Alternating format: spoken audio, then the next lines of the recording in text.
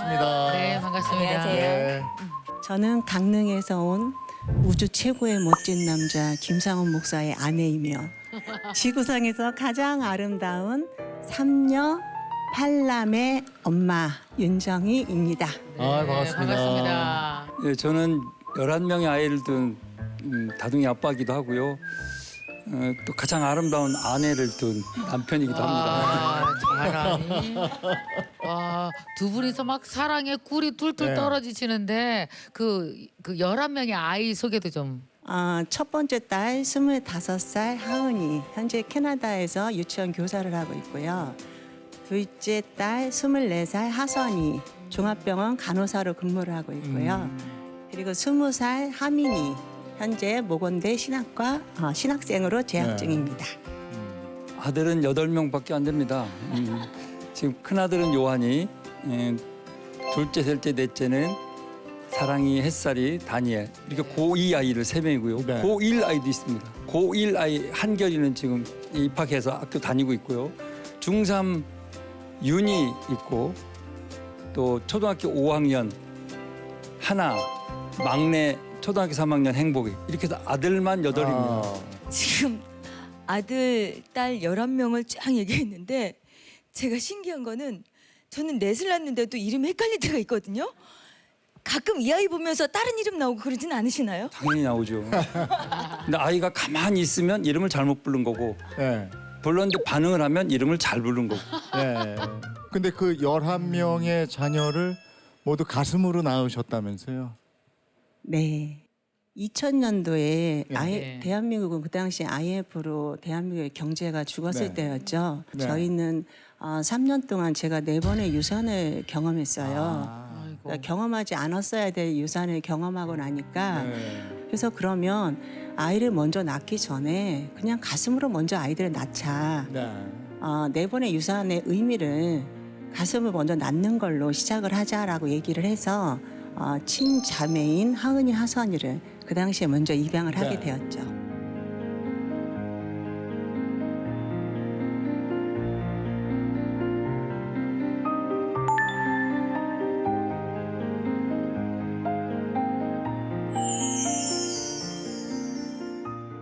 맨 처음에 하은이 한 명만 사실은 생각하고 갔었어요. 네. 처음부터 2명이 아니고 네. 아이에게 동생이 있다는 얘기를 나중에 네. 하게 됐어요. 친동생이요. 친동생. 그 친동생은 어디 있어요? 그랬더니 여기 시설에 없고 병원에 입원해 있다고 하더라고요. 아.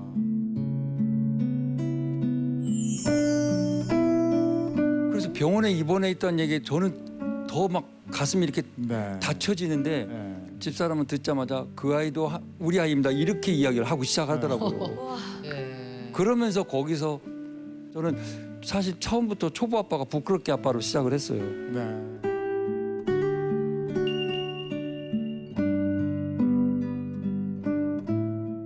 근데 더 걱정하셨을 법한 게 첫 번째 입양할 때 하은이하고 하선이었나요?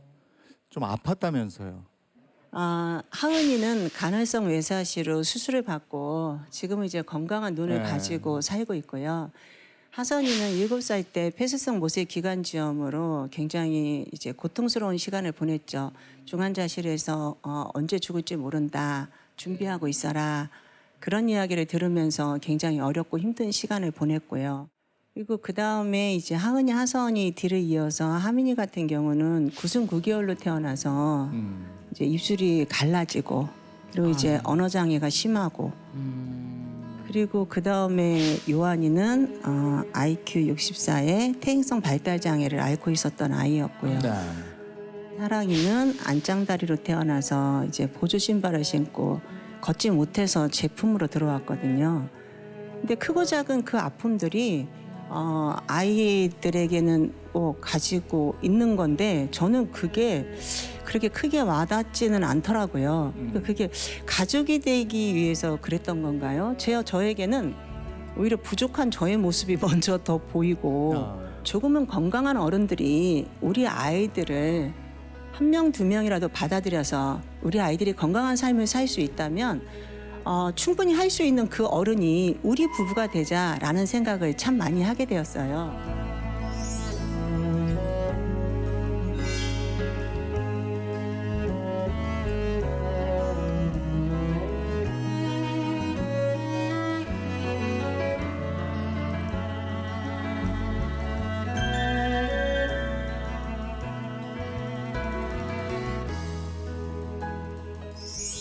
그러면 이렇게 입양하시기로 마음 먹었을 때 가족들 중에서 반대하시는 분은 없었나요? 그때는 아직 저희도 젊고 제가 네. 또 장남이어서 아, 마음에 썩 그렇게 찬성하지는 않았지만 반대가 좀 심해졌어요. 네. 그러니까 경제도 어렵고 목회도 어렵고 삶도 어려운데 아이 한 명 더 입양해서 어떻게 하려고 하나 이렇게 이제 부모님들의 생각이었던 것 같아요. 근데 그런 거랑 상관없이 네. 또 아이들이 점점 늘어나고 하다 보니까 가족들도 오히려 나중에는 이제 더 적극적인 지원자들이 다 되었죠. 네. 이 11남매에게 얼마나 많은 스토리가 있겠습니까? 11남매의 모습 보고 싶으시죠? 영상 준비했습니다.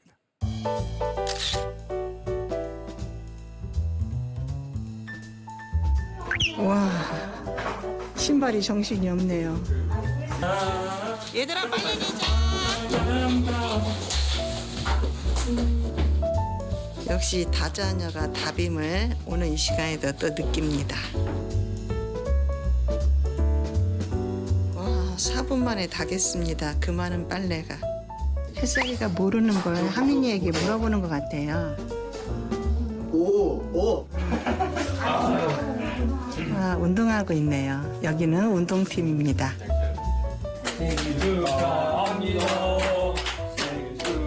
와, 형들이 가마를 태워서 안고 오고 있습니다.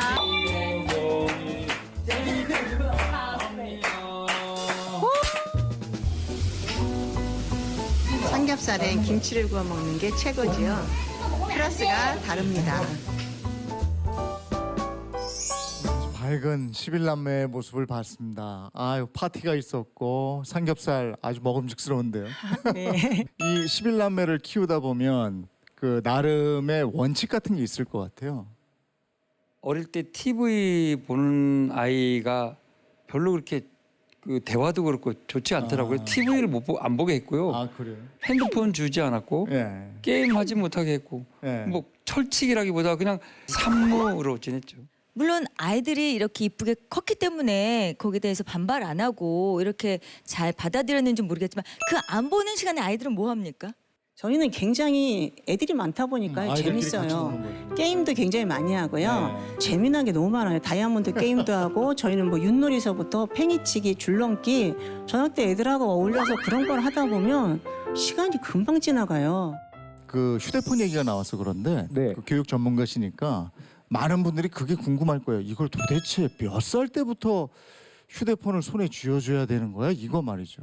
제가 지금까지 진짜 휴대폰을 통제를 잘하고 하는 분들을 만났을 때는 대부분이 훨씬 더 신경을 쓰는 포인트는 핸드폰을 하지 않는 시간에 신경을 많이 씁니다. 그러니까 핸드폰을 사용을 하는 아이들의 대부분의 마음의 욕구가 있단 말이에요. 누군가가 연결되고 싶다. 네. 혹은 아니면 나는 내가 왜 대단한 사람인지를 느끼고 싶다. 성취하고 싶다라는 것을 손쉽게 해결할 수 있는 도구란 말이에요. 그럼 이 도구를 없애는 것보다 더 중요한 것은 그 욕구를 우리가 바르게 풀어줄 수 있게끔 그 길을 열어가는 게 되게 중요한데 어머니 아버님께서 함께 해주신 그 놀이들이 저는 그 역할을 되게 많이 해주지 않았을까. 그래서 이분들의 노하우를 섣부르게 다른 분들에게 또 전파하기 또 어렵겠다는 느낌도 들었어요. 일단 인구가 좀 돼야 돼요. 네, 맞아. 같이 상대가 있어야지. 네.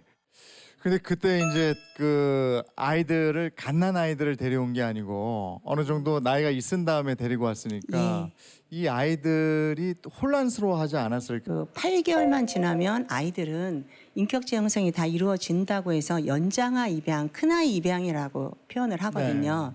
그 당시에 저희는 아이들이 나이 순대로 온 게 아니라 뒤죽박죽으로 왔잖아요. 다니엘이 9살에 저희 집에 왔을 때 네. 아이가 며칠은 굉장히 예쁜 모습을 보였는데 시간이 지나면서 이제 그 본인이 이제 권력 서열 1위로 올라가려고 집안 내에서 약간 일진 노릇을 하는 거예요. 그러면서 그때 길거리에서 다니엘이 한결이 두드러 패는 사건이 벌어졌어요. 그때 길거리에서요. 어떤 상황 속에서도 폭력은 안 된다라고 가르쳤는데 근데 이제 한결이가 한 5시 조금 넘어서 막 울면서 들어온 거예요. 형이 나 때렸다고. 그러니까 하선이가 갑자기 소리를 지르면서 그냥 있는 그대로 리얼 말할게요. 내가 다니엘 이 새끼 오면 내가 엄마 내가 패 잡아 죽일게. 이 새끼 네. 가만 안 둘 거야. 내가 저한테 얼마나 잘해줬는데 동생한테 이럴 수가 있어. 엄마 내가 가만 안 둘게. 불안해서 쭈삣쭈삣 들어오는 다니엘을 제가 이제 나설까 봐 하선이가 너 이리 나와 하고서 애를 그냥 팍 끌고 나갔어요. 화가 너무 나 있으니까 이 화를 조금 추스린 다음에 애를 혼내키려고 아이랑 같이 한 바퀴를 돌았어요. 그리고 애 손을 붙잡고 한 바퀴를 또 도는 거예요. 근데 손을 붙잡고 한 바퀴를 도는 그 순간에 하선이가 영문 모르게 눈물이 그렇게 났대요. 그러면서 눈물이 나면서 엉엉 울기 시작을 했대요. 근데 하선이가 엉엉 우니까 다니엘도 그냥 같이 왜 전염돼서 우는 거 있잖아요. 그냥 둘이 영문도 모르고 한 바퀴를 엉엉 울은 거예요. 근데 이제 하선이가 데리고 들어와서 엄마 아무 소리 하지 마. 그리고 애 밥 먹여. 그리고 씻겨. 그리고 재워. 엄마 아무 말도 하지 마. 이 말을 하면서 우리를 부부를 그냥 아무 말도 못하게 한 거예요. 네. 엄마 우리가 잘해주려고 우리가 가족이 됐잖아. 엄마 조금 더 잘해주자. 이러면서 하선이도 변화시켰어요. 네. 그 다니엘을 통해서. 그렇군요. 그래서 그걸 바라보면서 네. 가족의 힘이 얼마나 위대한지를 네. 내가 어떤 마음을 가지냐에 따라서 네. 가족은 변화될 수 있다는 것을 알게 된 거죠. 그러면서 그때 저는 이제 왜 이렇게 얘가 말썽을 부리나 왜 이렇게 힘들게 하나 그랬더니 다니엘이 엄마 나 햇살이 올 때 나 데려가면 안 되냐고 했던 아이가 나다. 네. 그때 왜 나를 안 데려갔냐. 나는 기다렸던 엄마를 거야. 기다리고 있었다. 어머나 어머나 세상에.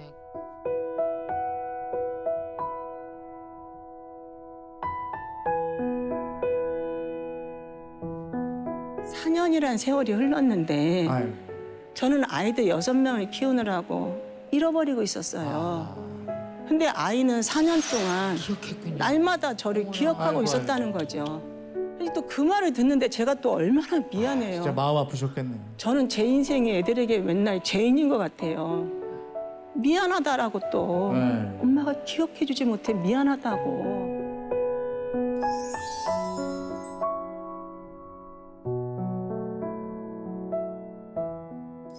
요한이는 유치원에서 난 엄마가 싫다고 다 있는 데서 얘기하고 그랬다면서요.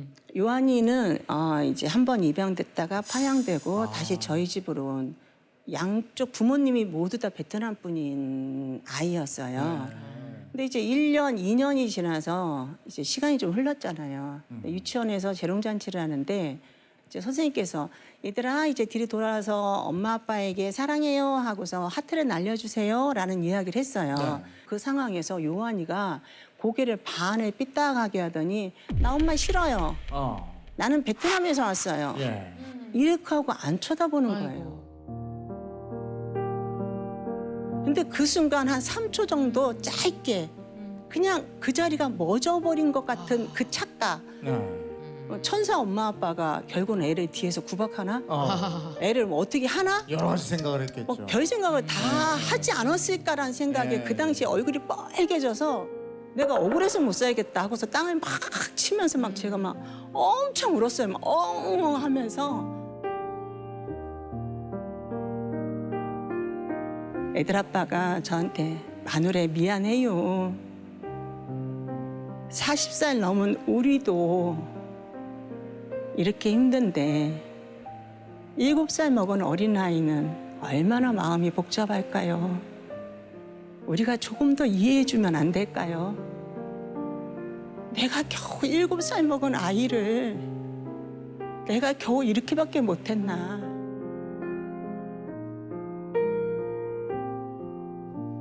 네가 그거를 이해하고 받아들일 때까지 엄마가 더 기다려야 되는데 더 기다려주지 못해 미안하다고.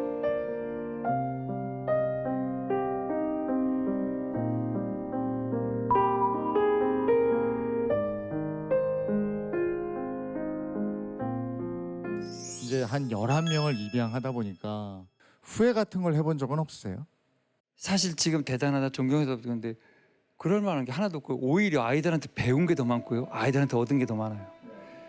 부모로서의 성취감, 뭐 보람, 의미 이런 것들이 얼마나 큰지 몰라요. 네. 아이 키면서 받은 게 더 많죠.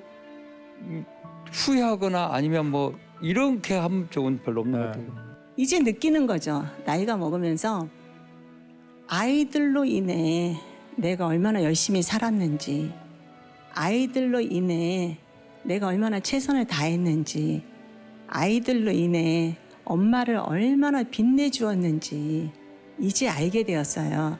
그래서 저는 지금 이 순간이 참 행복하죠. 후회가 아니고 보람이 가득하시군요. 질문했습니다. 지금 11명의 아이들이 있습니다. 또 다른 아이가 내 눈 안에 내 가슴에 들어온다면 12번째 아이도 생각하고 이미 계시는지. 그런 이야기는 여러 번 들었고요. 지금 11명 호적에 올린 이 아이들이잖아요. 네, 11명. 호적에 오르지 않은 아이들이 또 제법 많아요. 예? 보육원에서 퇴소한 요보 아동들이 이 땅에 너무 많이 있고 네. 그들이 사회적으로 적응하지 못하고 있는 아이들을 바라보면서 네. 이제 앞으로 우리들의 삶은 호적에 네. 오르지 않는 10명의 아이들을 우리가 조금은 가정이라는 울타리를 열고 케어해서 아이들이 사회에 나가서 건강하게 살 수 있는 그 길을 우리에게 허락해 주신다면 우리는 이제 그 일을 해야 되지 않나. 우리 집의 모습을 보고 나도 아이 한 명 입양해서 키워야지라는 생각을 하고 계시는 많은 분들께 저는 이렇게 얘기합니다. 삶이에요. 결코 환상이 아닙니다. 입양은. 내가 내 남편과 얼마나 행복하고 얼마나 건강하게 가족의 생활을 유지하고 있느냐를 먼저 돌아보시고 그리고 아이를 입양한다면 결코 늦지 않습니다. 아이 입양이 먼저가 아니라 가족의 행복과 가족의 화목함이 먼저임을 저는 먼저 꼭 말씀드리고 네. 싶고요. 네. 예, 이게 먼저예요. 네. 네, 네. 그래도 엄마 아빠 나오셨으니까 볼 거 아니에요, 그죠? 11명의 아이들에게 한 말씀 좀 해주셨으면 좋겠네요. 저는 우리 아이들이 특별한 아이, 뭐 대단한 아이 이런 아이보다 네. 사회에서 그냥 가장 보통의 아이로 오히려 자신을 드러내기보다 다른 사람을 드러내는 일에 도와주는 아이들이 됐으면 좋겠어요. 사회에 조금이라도 좀 빛을 발하는 소금의 역할을 하는 아이들이 되지 않을까 그런 생각을 해봐요. 우리 아이들을 낳아서 제게 보내준 그분들에게 이 얘기를 꼭 하고 싶습니다. 바르게 잘 키워 세상에 내보내줄게요. 제 인생을 걸고 사랑하고 여러분들이 못다한 그 사랑 제가 나누면서 우리 아이들 세상에 내보내줄게요. 낳아주신 분들께 감사하며 그리고 더더욱 고마워하며 잘 지내고 있습니다. 잘 키워 내보내줄게요. 고맙습니다.